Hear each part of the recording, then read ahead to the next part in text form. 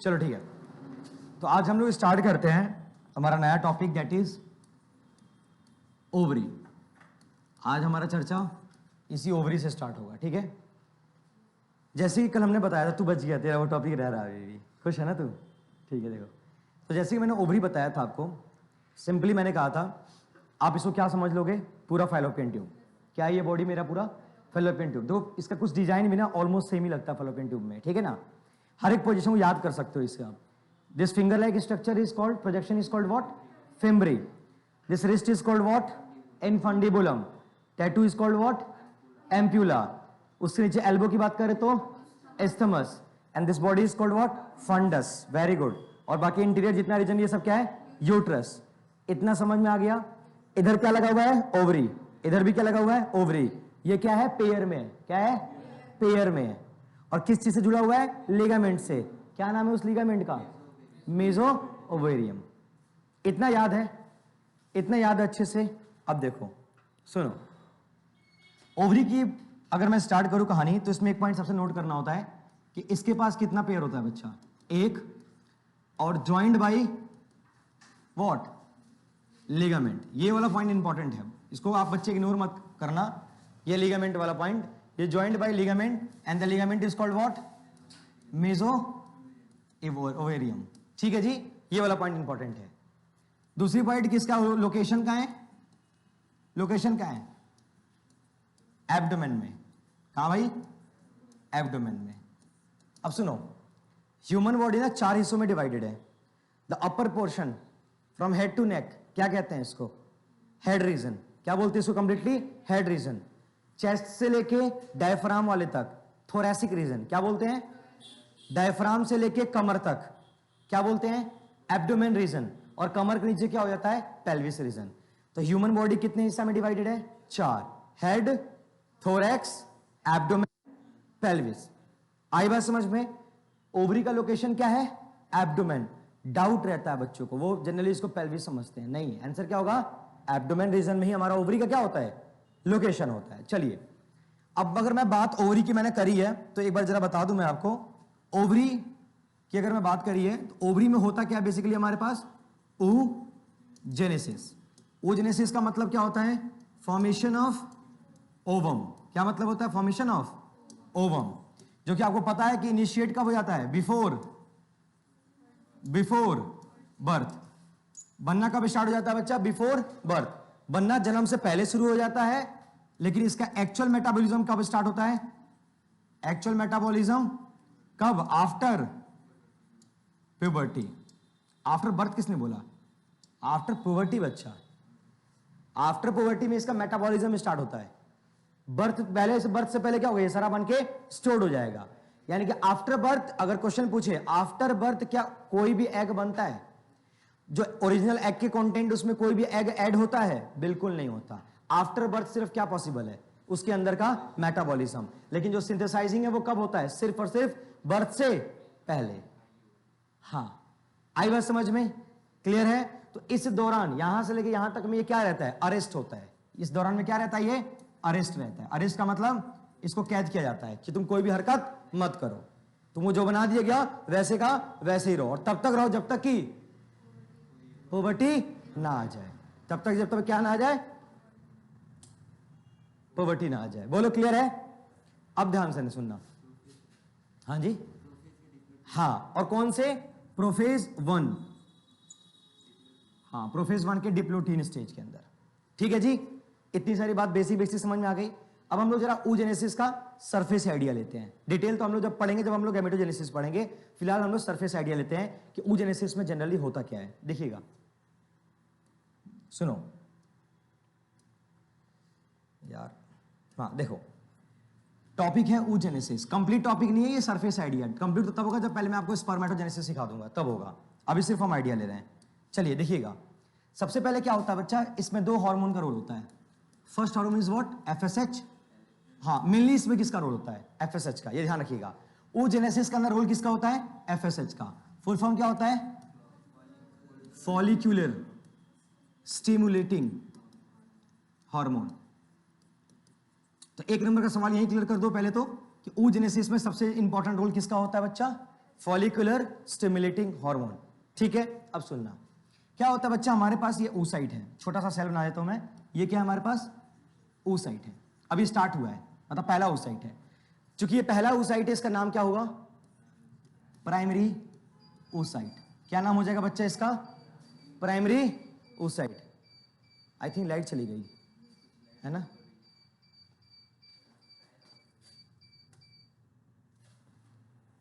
क्या बोलते हैं बच्चा इसे, प्राइमरी oocyte। अब देखो क्या कहानी होती है, स्टार्टिंग स्टेज है, धीरे धीरे इसमें क्या आना स्टार्ट हो जाएंगे, फॉलिकल्स। क्या बोलते हैं इन्हें हम, फॉलिकल्स। धीरे धीरे फॉलिकल्स इकट्ठे होना स्टार्ट हो जाएंगे, लेकिन अभी फॉलिकल्स के आउटर लेयर में कोई भी लेयर नहीं है, ये फॉलिकल अभी क्या है, रैंडम कंडीशन में। तो इस पूरे को क्या बोलोगे, प्राइमरी फॉलिकल। क्या बोलोगे, तो कोई पूछे व्हाट इज प्राइमरी फॉलिकल, तो वो फॉलिकल जिसमें oocytes कौन सा हो, प्राइमरी, और उसके आउटर मोस्ट में सेल्स क्या हो जाएं, इकट्ठे हो जाएं। ठीक है, इन सेल्स को कहते हैं ग्रेनुलोसा सेल्स। क्या बोलते हैं, ग्रेनुलोसा सेल्स। तो इससे कौन सा फॉलिकल बोलोगे, प्राइमरी। अब क्या होगा, इसके अंदर मॉडिफिकेशन होगा। क्या होगा बच्चा, मॉडिफिकेशन, सेल्स के नंबर और बढ़ाए जाएंगे। तो हमारे पास अब देखो क्या कहानी होने वाला है, ये प्राइमरी oocyte प्राइमरी रहेगा, बस हमारे पास फॉलिकल्स के काउंट बढ़ जाएंगे। क्या बढ़ जाएंगे बच्चा, फॉलिकल्स के काउंट। तो जो फॉलिकल के नंबर पहले थे उसके कंपैरेटिवली अब जो नंबर होने हैं वो क्या हो जाने हैं, इससे ज्यादा हो जाने हैं। ठीक है जी, अब ये ज्यादा हो जाएंगे, मतलब नंबर जो ऑटोमेटिकली क्या हो जाना है, का इंक्रीज हो जाना है। ठीक है जी, तो इससे क्या हो गया, ज्यादा नंबर इसका ग्रो कर गया, और इसके आउटर लेयर पे भी क्या आ गया, थीका आ गया। क्या आ गया बच्चा, थीका। बायोलॉजी में थीका का मतलब क्या होता है, लेयर।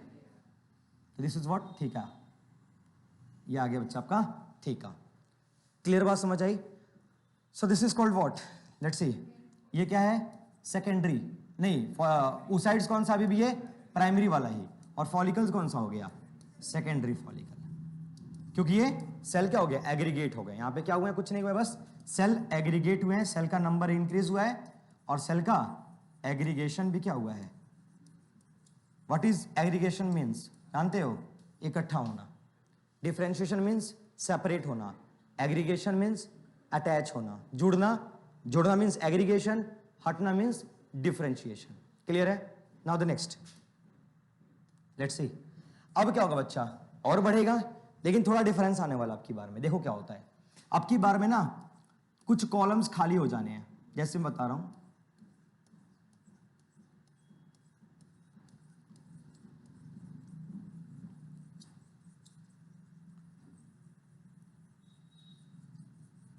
साइज और बढ़ गया, सेल्स के नंबर और ग्रो कर गए बच्चे। अब देखो, ये हमारे पास कौन सा अभी भी oocytes है, हाँ, और यहां पे जो ये स्पेस दिख रहा है आपको, ये जो स्पेस दिख रहा है ना, इसको मैं ब्लू कलर से दिखाया था, थोड़ा क्लैरिटी रहे आपको। ये जो स्पेस दिख रहा है ना, बाकी स्पेस, क्या कहते हैं बच्चे इस स्पेस को, एंट्रम। क्या बोलते हैं, एंट्रम। ये है हमारे पास एंट्रम, और धीरे धीरे इसके अंदर फ्लूइड भी आना क्या हो जाएगा, स्टार्ट हो जाएगा। इस फ्लूइड को आगे चलकर हम कौन सा फ्लूइड बोलेंगे बच्चा, एंट्रम फ्लूइड। ठीक है, अब ये फॉलिकल कौन सा हो गया है, टर्शियरी फॉलिकल। क्या हो गया बच्चा, ये टर्शियरी फॉलिकल। oocytes कौन सा, अभी भी प्राइमरी ही है, प्राइमरी oocyte। अब हमारे पास फाइनली प्राइमरी oocyte क्या हो जाएगा, डिवाइड हो जाएगा, और हमारे पास क्या बन जाएगा, बोलो क्या बन जाएगा, ग्राफियन फॉलिकल। क्या बनेगा बच्चा, ग्राफियन फॉलिकल। ये थोड़ा बड़ा होगा, और ये मैच्योर भी हो चुका होगा, और ये सबसे आखिरी स्टेज होगा। इसमें क्या होने है बच्चा, इसमें ना ये जो स्पेस मैंने बनाया था एंट्रम वाला, वो इसके अंदर और भी ज्यादा आउट ग्रोथ शो करेगा।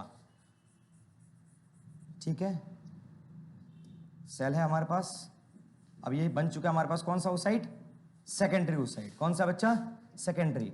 और ये बाकी जो फ्लूइड लाइक स्ट्रक्चर क्या कहलाएगा आपका, यहां पे ये वाला एंट्रम। ये एंट्रम हो गया, आगे बात समझ में। सो this is called what, antrum. अब यहां पे सारा फ्लूइड कौन सा हो गया, एंट्रम फ्लूइड। ये oocytes कौन सा हो गया बच्चा, सेकेंडरी oocyte। और ये फॉलिकल का नाम क्या पड़ेगा, ग्राफियन फॉलिकल। और इन सेल्स का नाम भी लिख देता हूं, क्या नाम है, ग्रेनुलोसा सेल। क्या नाम है बच्चा, ग्रेन्युलोसा सेल। इसका काम बड़ा इंपॉर्टेंट, सुनो सब। ये जो ग्रेनुलोसा सेल्स है ना बच्चा, ये रिलीज करता है एस्ट्रोजन हार्मोन। कौन सा हार्मोन, एस्ट्रोजन। फीमेल के अंदर जो एस्ट्रोजन हार्मोन का लेवल जब ग्रो करता है ना, वो पूछा जाएगा आपसे कब ग्रो करता है। तब ग्रो करता है जब हमारे पास फॉलिकुलर का क्या हो चुका होता है, डेवलपमेंट चल रहा होता है। क्योंकि ग्रेनुलोसार सेल ही रिस्पॉन्सिबल होता है कौन सा हार्मोन के लिए, एस्ट्रोजन।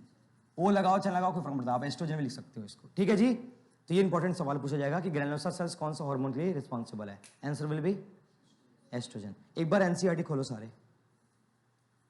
एक ग्राफ है मेंस्ट्रुअल साइकिल ग्राफ, देखो देखो एक चीज दिखाता हूं मैं आपको, अभी बताया तो वैसे आगे डिस्कस करेंगे हम।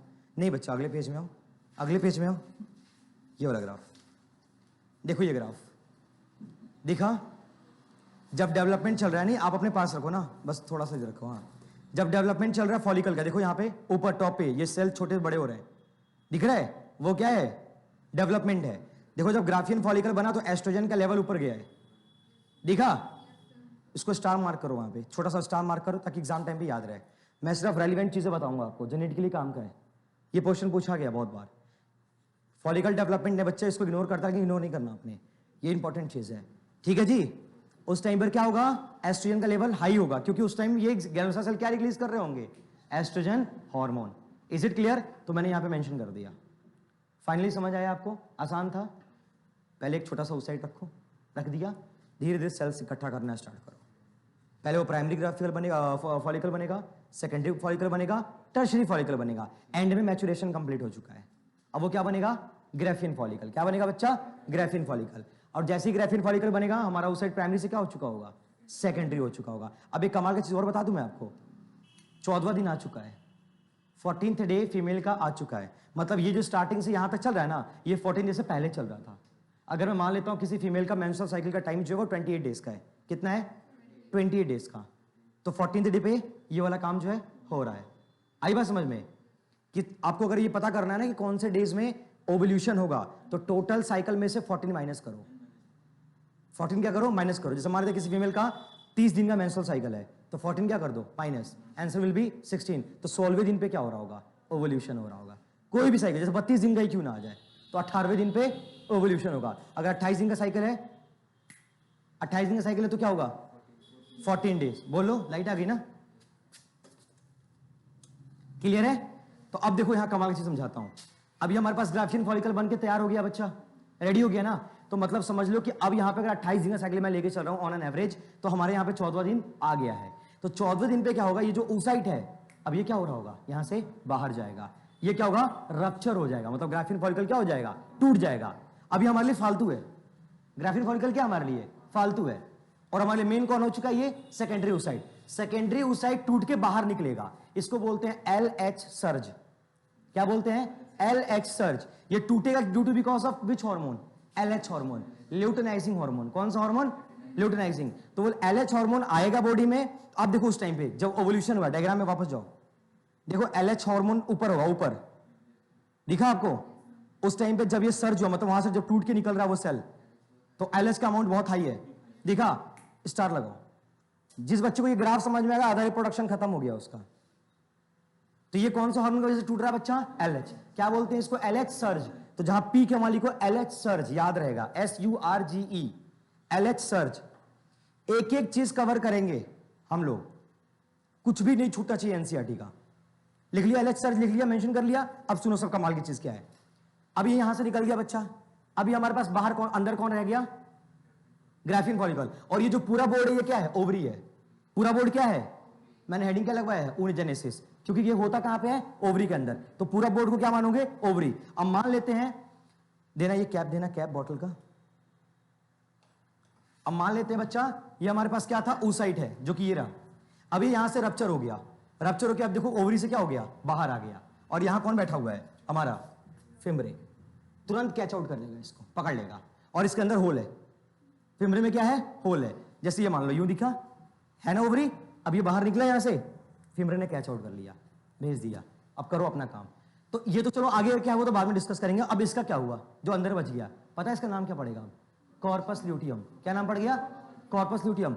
फालतू नहीं है ये, जब तक रहेगा। पता है कौन सा हार्मोन निकालेगा, प्रोजेस्टेरॉन। कौन सा हार्मोन, जब तक ये साइकिल चल रहा था तो कौन सा हार्मोन हाई लेवल पे था।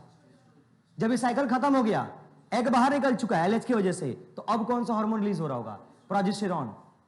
और आपको पता है प्रोजेस्टेरॉन जो है एंडोमेट्रियम के लाइनिंग मेंटेनेंस के लिए रिस्पॉन्सिबल है।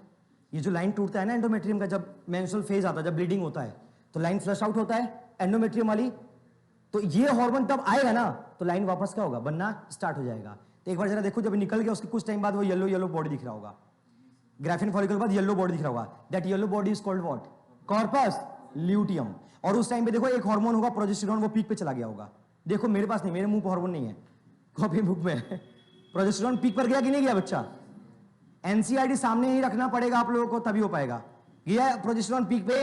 और एक और कमाल की चीज देख रहे होगे कि नीचे वो लाइनिंग बढ़ गई, नीचे आप एकदम ग्राफ में तो वो लाल लाल करके एक बाउंड्री बढ़ते हुए दिख रहा होगा आपको। वो पता है बाउंड्री क्या है? एंडोमेट्रियम की लाइनिंग है। देख रहे हो जब प्रोजेस्टेरॉन पीक पर है ना तो वो एंडोमेट्रियम की लाइनिंग सबसे ज्यादा हाई लेवल पे है, मतलब वो सबसे ज्यादा टफ सिचुएशन में है, वो बनने के प्रोसेस में है। अब पता, अगर तुम मुझे जो बातें मैंने बताई अगर समझ में आ गया ना तो 65% ऑफ ह्यूमन रिप्रोडक्शन खत्म कर दिया तुमने। वैसे ही मैंने आगे बताना था लेकिन मैंने मेरे चुल था, मैंने कहा कि अभी खत्म कर देता हूं, क्योंकि ये कोर्स कौन सा है? Crash course, it's not a long course, ठीक है ना? तो मेरी रिस्पॉन्सिबिलिटी थी, बट उम्मीद करता हूं आपको समझ आ गया होगा। पक्का आ गया नहीं आ गया बच्चा? अगला काम बताइए क्या करना आप लोगों को? कॉपी पेस्ट करना है, करो।